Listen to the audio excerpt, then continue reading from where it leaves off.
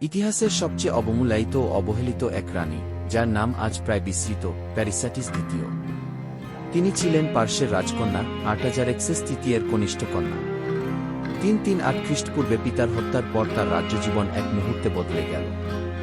ভাই আর্সেস অল্পদিন রাজত্ব করলেন, তারপর সিংহাসনে এলেন তাদের দূরসম্পর্কের ভাই দারিয়াস তৃতীয়। যখন আলেকজান্ডার দ্য গ্রেট পার্শ্ব আক্রমণ করলেন, প্যারিসাটিস এবং তার বোনেরা রাজপরিবারের সঙ্গে যুদ্ধে পা রাখলেন।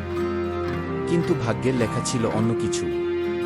ইসুসের যুদ্ধে পরাজয়ের পর আলেকজান্ডারের সেনাপতি পারমিনিয়ান দামেস্কে তাদের বন্দী করেন। তারপর আসে ভাগ্যের আরেক অধ্যায়। খ্রিস্টপূর্ব 324 সালে সুসার মহাবিবাহ। সেই দিন আলেকজান্ডার বিবাহ করলেন দুই পার্শ্ব রাজকন্যাকে, স্টেটাইরা দ্বিতীয় ও প্যারিসাটিস দ্বিতীয়। একই অনুষ্ঠানে আলেকজান্ডারের ঘনিষ্ঠ বন্ধু ও সেনাপতি হেফাইস্টিয়ান বিবাহ করেন গ্রাইপেটিসকে, যিনি স্টেটাইরার সহোদরা। এটি ছিল দুটি মহান সভ্যতার সংযোগ, পার্শ্ব ও ম্যাসিডোনিয়া। 5 দিনের সেই উৎসবে বাজছিল সঙ্গীত, নাচছিল রাজকন্যারা, জ্বলছিল রাজপ্রাসাদের প্রদীপ। কিন্তু প্যারিসাটিস জীবনে ভালোবাসা ছিল না।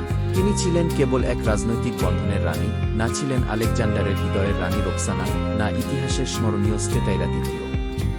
এরপর ইতিহাসে তার নাম আর শোনা যায়নি। না কোনো গান, না কোনো মন্দির, শুধু ধুলো ঢাকা এক নাম, প্যারিসাটিস দ্বিতীয়।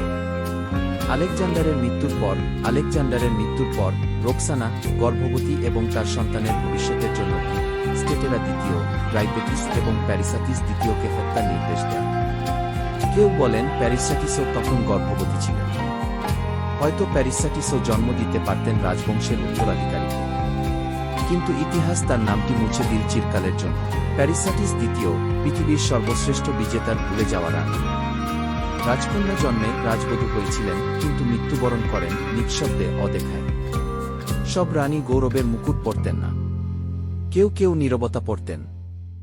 লাইক, কমেন্ট, শেয়ার ও সাবস্ক্রাইব করুন আরও প্রাচীন জ্ঞান জানতে।